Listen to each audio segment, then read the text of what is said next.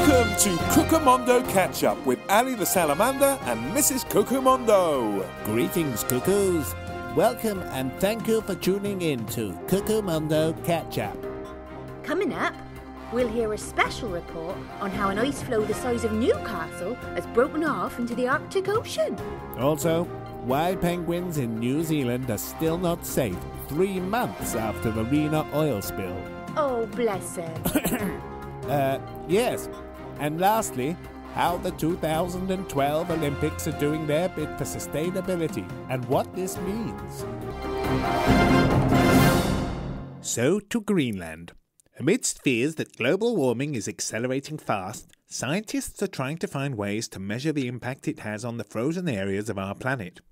One scientist, Dr. Alan Hubbard of Aberystwyth University, has been studying the effects of global warming on the Petermann Glacier in Greenland. He says findings have left him gobsmacked.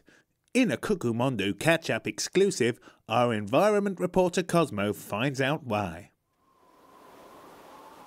Here I am on the Petermann Glacier in Greenland, and I can hardly believe what I am seeing. Over the years, the glacier has carved out the walls of this valley into the shape of a U. They reach up to 1,000 metres in height.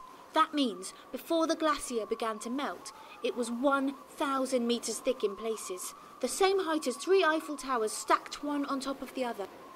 The glacier is the largest of its kind in this part of the world, but recently a huge chunk, about the size of the city of Newcastle, broke off. Earlier today, I went to find out what happens when a glacier meets the ocean. Here's my report. Here we are, approaching one of the largest glaciers in the world, in an attempt to see if we can find evidence of the shrinking of the ice cap through global warming. Whoa! Thankfully, no one was hurt. This iceberg's nowhere near the scale of the city-sized floe that broke off recently, but seeing it gives you an idea of how much ice is lost with every breakup. If this happens often enough, the ice caps will melt really fast. So quickly, Dr. Alan Hubbard thinks it'll be like looking into the Grand Canyon full of ice and coming back 2 years later to find it's full of water. Cosmo, Petermann Glacier, Greenland. Thank you. Some amazing footage there from our reporter Cosmo on location in Greenland. Mrs. CuckooMondo. Mrs. CuckooMondo. Mrs. CuckooMondo, second news item. Do excuse me, I am so sorry, my dears. Now, where were we? New Zealand. Oh yes, so we are. Now, to New Zealand and to our reporter down under, Kora James. You cuckoos will know her from her blogs on CuckooMondo.com. What a lovely girl she is with her lizard friend. So caring. Oh, she's a real nature lover. She's got lovely hair. Oh, yes, well, now we'll hear more sad news from her about that big, nasty oil spill in New Zealand and the plight of some of those darling little creatures there. Kia ora, cuckoos.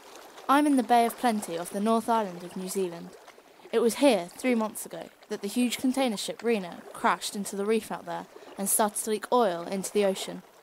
Since then, 350 tonnes of oil have spilled out. The containers on board have cracked, and the leaked chemicals have poisoned wildlife and harmed the environment for miles around. Just a few days ago, another 4 blue penguins were found struggling and sent to the rescue centre to get the oil removed from their feathers. You'll probably remember, these penguins suffered so badly in the oil spill. People from all over the world started knitting them these sweet little jumpers to help them recover. And many were saved, but we shouldn't forget that thousands of seabirds, fishes and other creatures weren't as lucky as the penguins. We also shouldn't forget that Rena is still a threat. Just a few days ago, Rena split in two in bad weather. Around 150 more containers fell from the ship, and it's feared that most will sink. With this latest spill, powdered milk, plastic beads, large pieces of wood, and more oil are now being washed up. When Rena first crashed into the reef, hundreds of local people gave up their time to volunteer to clean up the mess. They're now gathering again to try to clear the beaches before more harm is done to wildlife, but it's already too late for some. People are sad, and lots of them are asking the same question. How much more damage will be done before the wreck of Rena is finally removed? Thank you, Kora, my sweet. Isn't she a love? She seems so young to be worrying and fretting. I really don't like seeing her like that. No wonder those poor birds.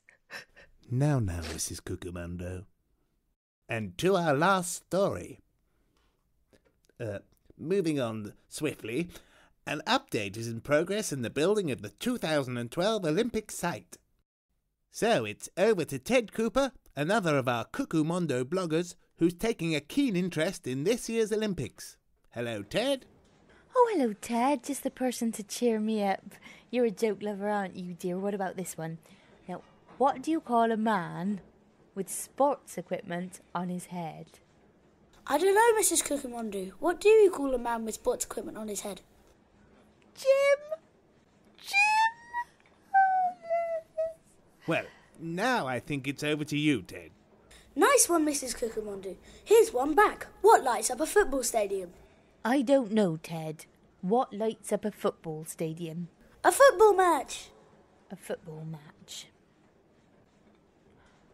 Oh, a football match. Oh, yes! Very good. Oh, Ted, you do brighten up my day. Now then, Ted, are you at the fairground? What's that behind you, a helter-skelter? This? No, Mrs CuckooMondo. It's not a helter-skelter. It's the Arcelor-Mittal orbit, what they're calling the centrepiece for the Olympics. It's the tallest structure in the UK. It's 114.5 metres, and they reckon if you stretched out all those loops of steel in a straight line, they'd measure 560 metres, the length of 5 footy pitches. Fancy finding out what you can see from the top, Eric? 453, 454, 455. Oh, man. 455, and Eric managed 15. Next time, we'll take the lift. Wow, look out there. You can see for nearly 20 miles around London. Sweet. Whoa, what a drop. Good job, there's 2,000 tons of steel beneath me. One of the cool things about these Olympics is that the people in charge are trying to make them the most sustainable games ever. This means they've really tried to design buildings that can be used again or taken down easily afterwards, or that are made from reused or recycled materials. Over half of this tower is made of recycled steel from all over the world. It also means they're trying to do as little harm as possible to the environment by trying to find natural ways of running things that don't make the climate change any worse, by not producing a lot of waste. All kinds of things. Sweet, eh? Take this velodrome where all the cycle races are going to happen. They wanted it to be the most sustainable venue in Olympic Park, so they found ways of heating it and cooling it that don't use much electricity, ways of using natural light so they don't use as much electric light. Even the wood for the track has been chosen from environmentally friendly forests. See the low roof? It means there's less space to heat and light. Eric! See all the light coming in from outside? Less electric light is needed. Here, boy! And there's no need for air conditioning. Whoa! Great gecko's alive! Oh, my goodness gracious, are they okay? Ted? Ted, are you in one piece, my dear? Hello, my dears? I'm pleased to be able to report all is well. All is well, Mrs CuckooMondo. Mrs CuckooMondo? Mrs CuckooMondo? Oh, I'm sorry, cuckoos.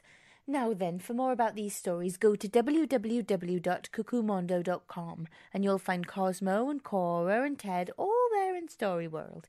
And if you go to the Pearl, you might even find someone else you know. Quite. Thank you. Likewise, viewers, if you'd like to hear more from our very own Mrs CuckooMondo... Oh, now then, Ali. She has her own special messages on CuckooMondo.com, scattered all over the website. Why don't you see if you can spot a few more of her pearls of wisdom? But for now, that's all from the team at CuckooMondo Catchup. Until next time, goodbye. Stay safe, my cuckoos.